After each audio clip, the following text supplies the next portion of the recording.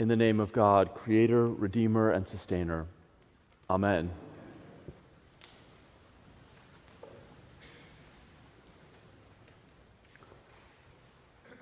Astronomers around the world turned their telescopes towards Jupiter because they knew something incredible was about to happen. It was July of 1994, and 35 years earlier, a comet named Schumacher-Levy 9 had gotten a little too close to Jupiter, our solar system's largest planet, and Jupiter's gravity grabbed hold of this comet, and its fate was sealed. Schumacher-Levy 9 began to make these giant elliptical orbits, traveling 30 million miles out into space, and then swooping back by close to Jupiter. And each time it passed by Jupiter, Jupiter's gravity grabbed tighter and tighter and tighter, every 2 years spinning by again and again, until July of 1994, when this comet slammed into Jupiter's atmosphere at 130,000 miles an hour. Astronomers watched in awe as this comet was consumed by explosions, some of these explosions larger than the Earth itself. Everyone knew why this happened. Once this comet was caught in Jupiter's gravity, there was no way it could ever get itself free, not without an outside force. In our Old Testament reading today, the Hebrew people have just left Egypt, just escaped from slavery. You certainly remember the story. Moses stands on the edge of the sea, staff in hand, water in front, Pharaoh's armies behind, and he strikes the water, and the waters part, and the Hebrew people walk through on dry ground, not a wet sandal among them. They were finally free, and they started their journey through the wilderness to the Promised Land, and that's where our reading picks up today. And you know what happens immediately? They get thirsty.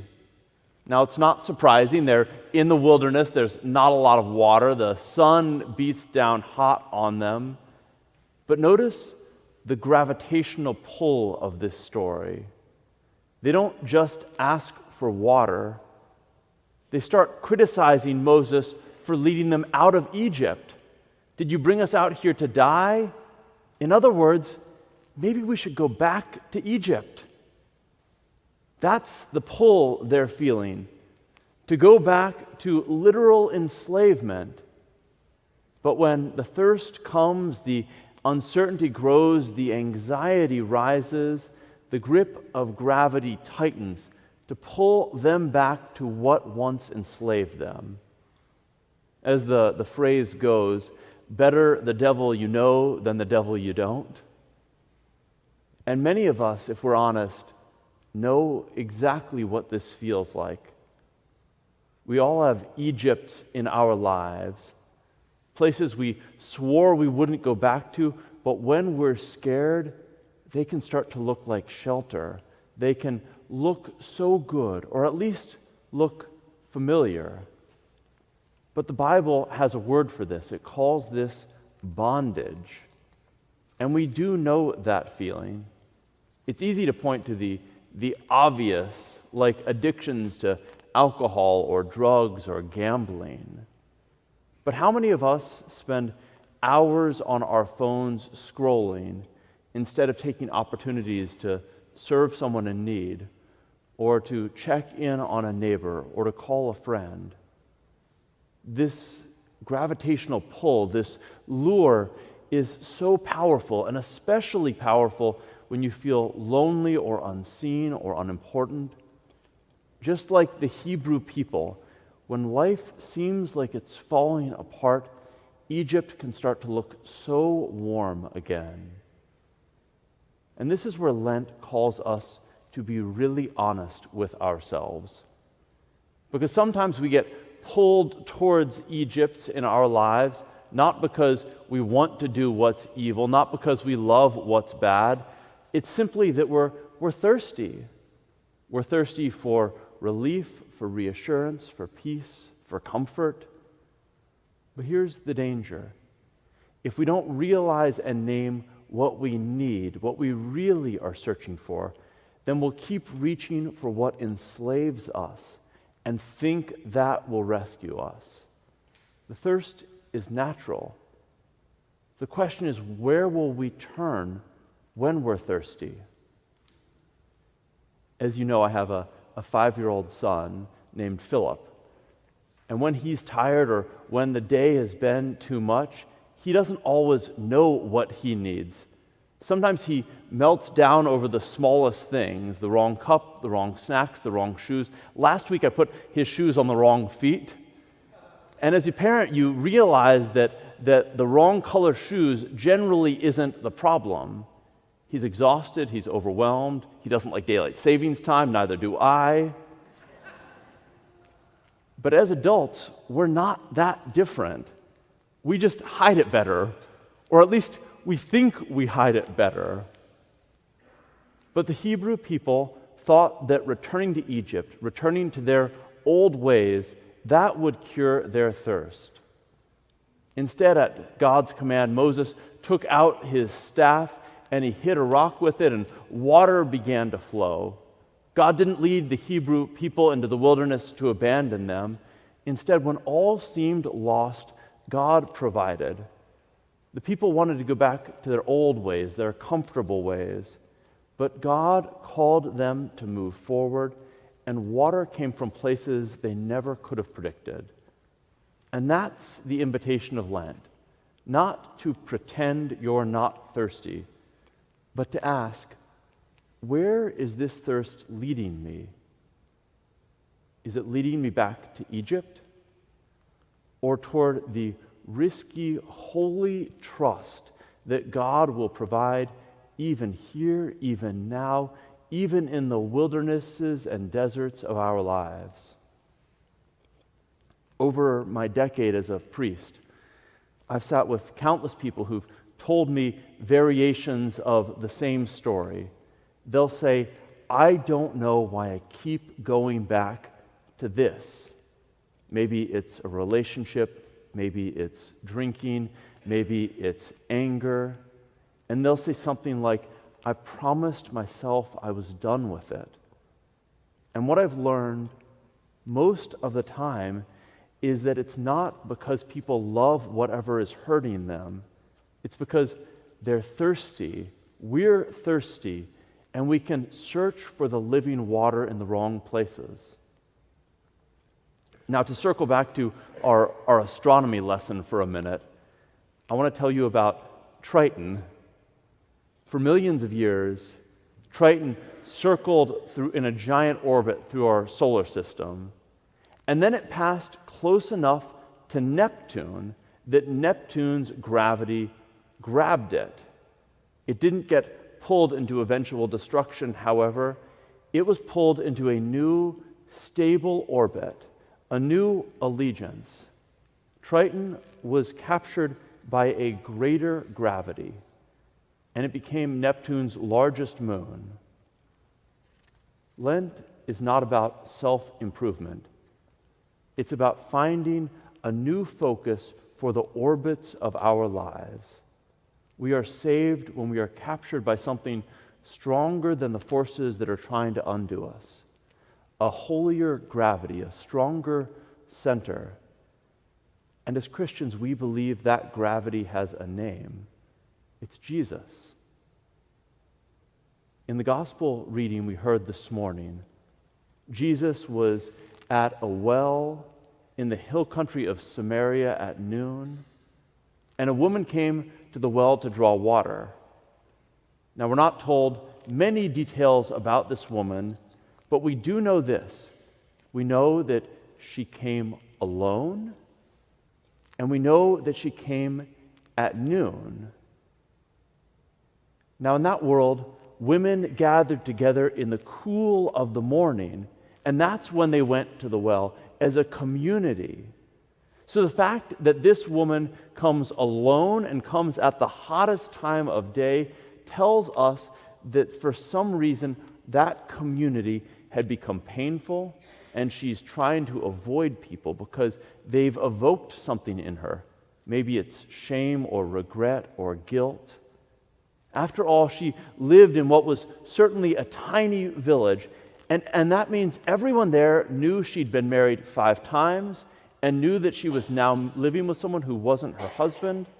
Surely this woman is being talked about and gossiped about and judged. So she seems to have decided that the best thing she can do is avoid people altogether, avoid community, avoid others, avoid connection. And then Jesus speaks to her. He doesn't leave her alone.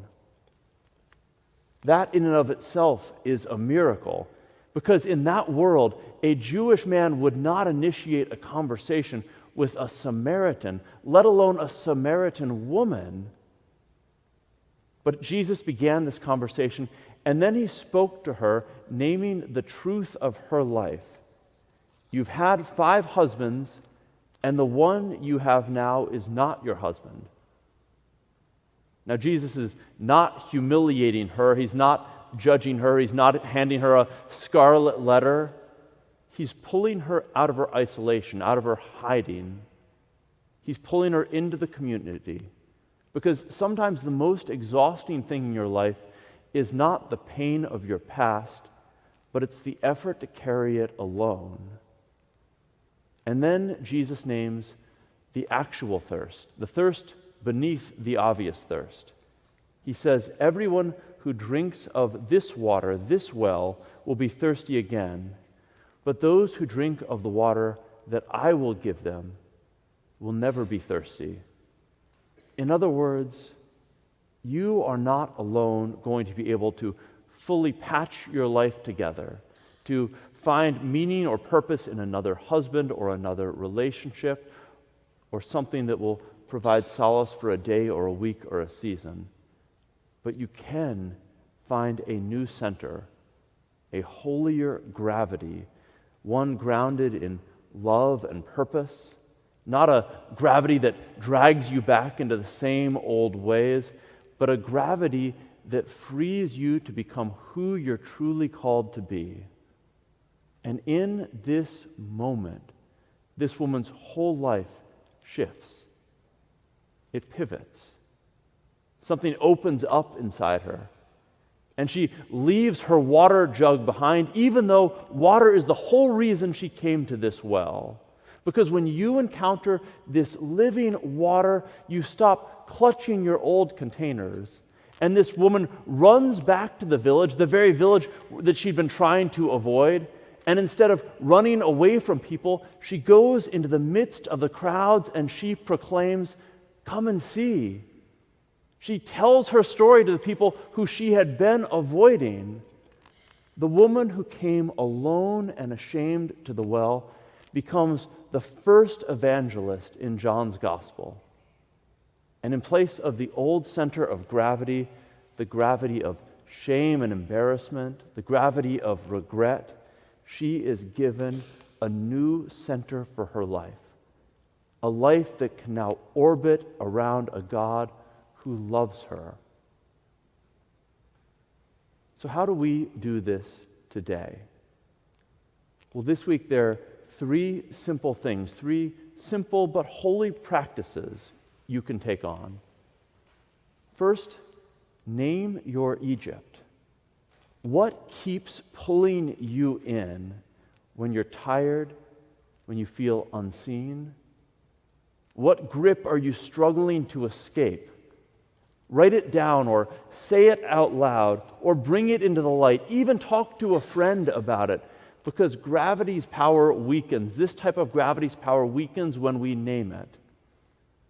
Second, name your thirst beneath the thirst.